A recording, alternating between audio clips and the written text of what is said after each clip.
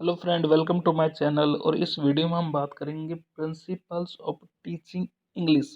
इससे पहले मैं इसका फर्स्ट पार्ट बना चुका हूं जिसमें मैंने चार जो इंग्लिश के मेन प्रिंसिपल है उनकी बात की है। Principal of selection, principle of gradation, principle of presentation, principle of testing. उन चारों जो मेन प्रिंसिपल है उनकी मैंने अपने फर्स्ट पार्ट में डिस्कस किया है। वो इस टॉपिक में हम बहुत सारे प्रिंसिपल डिस्कस करेंगे जो कि प्रिंसिपल हमारे लिए बहुत ही इम्पोर्टेंट है।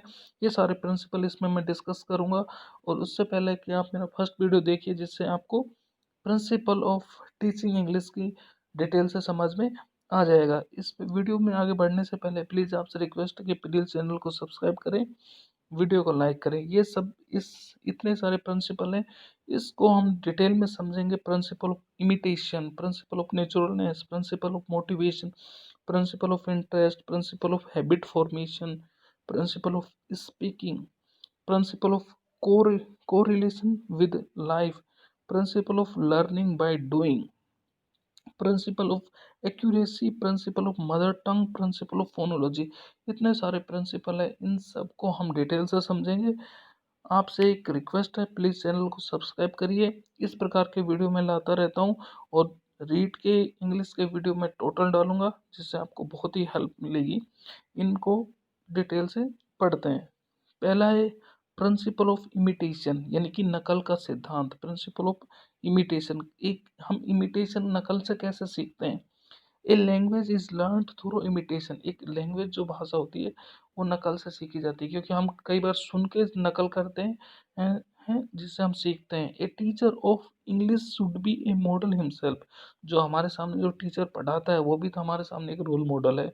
वो किस प्रकार से प्रोनाउंस करता है, वो किस प्रकार से उसका वे ऑफ टीचिंग है, उन सब चीज़ों से हम सीखते हैं, भाषा को सीखते हैं।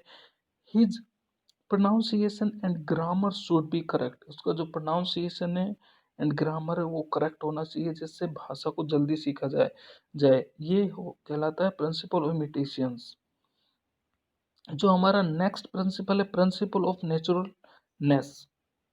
इससे कैसे सीखते हैं बच्चे। A foreign language should be taught in the same way as we learn over.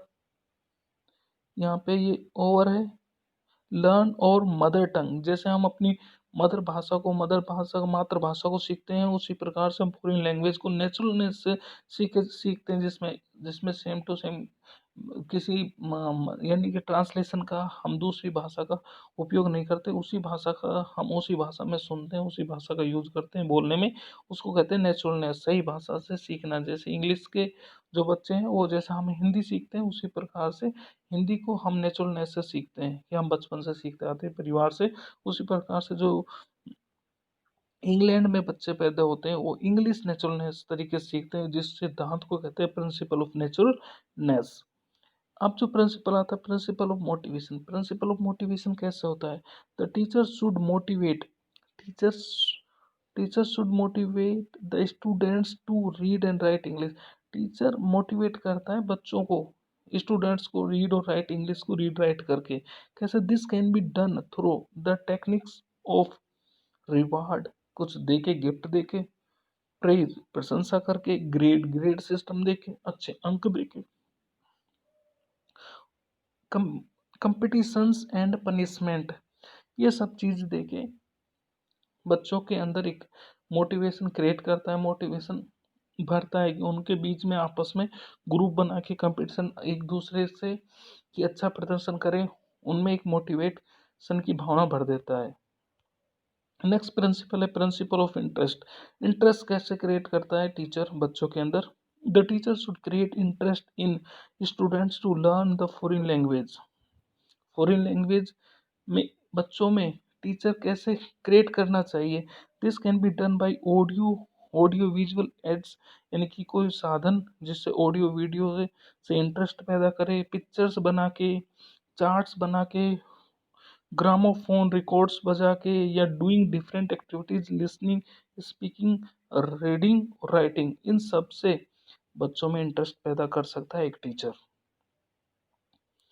Next principal है principal of habit formation. Principle of habit formation क्या है कि किस कौन कौन सी आदत से बच्चों बच्चों में अच्छी आदत होती है, जिससे उनमें पढ़ाई के प्रति, स्टडी के प्रति मोटिवेशन आ जाए, उनमें अच्छी उनकी ऐसे कौन कौन सी आदत होनी चाहिए।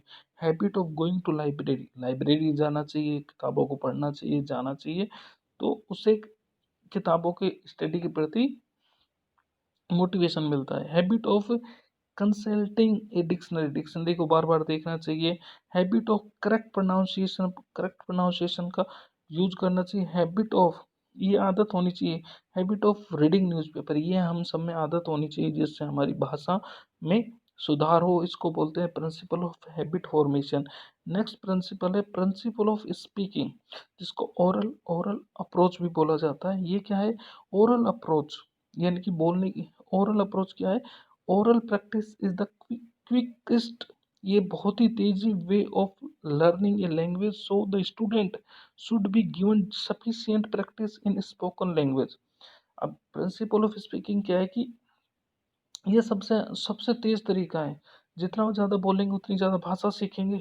और जित तो बच्चों को बोलने के लिए sufficient practice of in speaking spoken language, यानी कि लैंग्वेज के अंदर बच्चों को सफिशिएंट टाइम मिलना चाहिए बोलने का, जिससे उनकी भाषा का सुधार हो सके, वो भाषा को, जिससे उस भाषा में अच्छी पकड़ हो सके, प्रोनाउंसिएशन अच्छा कर सके। तो ये सबसे फास्ट तरीका है भाषा को सीखने का, प्रिंसिपल ऑफ स्पीकिंग। नेक्स्ट जो प्रिंसिपल है principal of correlation with life, कि भाषा को ऐसे सिखाओ लाइफ के साथ अटैच कर दो। कैसे? The teacher should create real life situation to convey the meaning of words and sentence of English language, कि एक टीचर को ऐसे क्रिएट कर देना चाहिए सिचुएशन, उसको कन्वे द मीनिंग ऑफ शब्द और जो सेंटेंस होता है ऑफ इंग्लिश लैंग्वेज के, उनको रियल लाइफ के साथ अटैच कर देना चाहिए। He should encourage students to use the structure of English in their daily life situation, customs and tradition, कि अपनी कोई भी काम करे, चाहे तुम्हारी कोई भी सिचुएशन हो, उसमें डेली रूटीन के जितने भी डेली के शब्द हैं, वर्ड हैं, स्ट्रक्चर ऐसे बना के यूज करे। इसको बोलते हैं प्रिंसिपल ऑफ को रिलेशन विद लाइफ, लाइफ के साथ, डेली रूटीन के साथ उसको जोड़ दे, जिससे भाषा को सीखने में आसानी हो। Principle of learning by doing, यानी कि करके सीखने का सिद्धांत। Language is an activity, language एक कार्य है। So a foreign language can be learned by doing, करके सीखा जा सकता है। The language activity is, so student should listen, speak word sentence and draw figures on the blackboard. Drill, यानी कि ड्रिल मतलब practice, textures, play language games and participate in debates and dramas, यानी कि करके सीखने में बच्चों को ड्रामा में भाग लेना चाहिए, डिबेट में भाग लेना चाहिए। लैंग्वेज के जो भाषा के गेम होते हैं, मीनिंग अंतराक्षरी, इस प्रकार से खेलना चाहिए और ब्लैक बोर्ड पे बार बार प्रैक्टिस करनी चाहिए।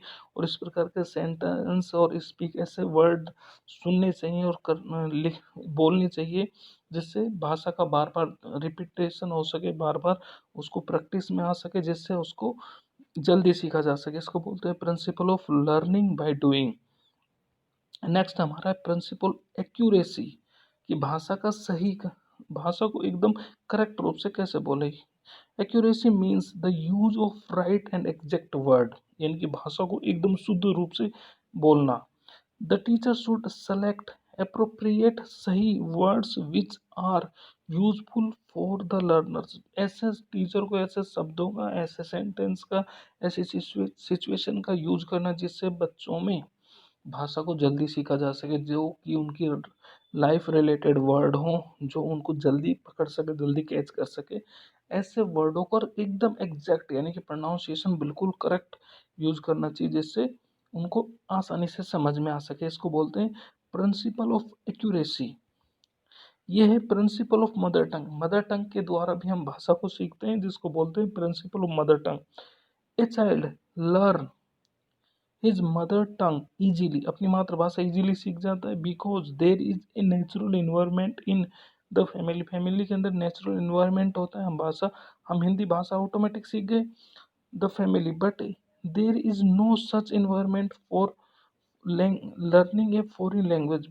विदेशी अंग्रेजी भाषा सीखने के लिए हमारे पास सही इन्वायरमेंट यानी कि वातावरण नहीं होता है। So that teacher should provide a natural environment. तो टीचर को कोशिश करना चाहिए कि अपने क्लास का जो माहौल है, क्लास का जो वातावरण है, उसको ऐसा बनाए जिससे लगे कि बच्चे अपनी मातृभाषा में ये सब सीख रहे हैं।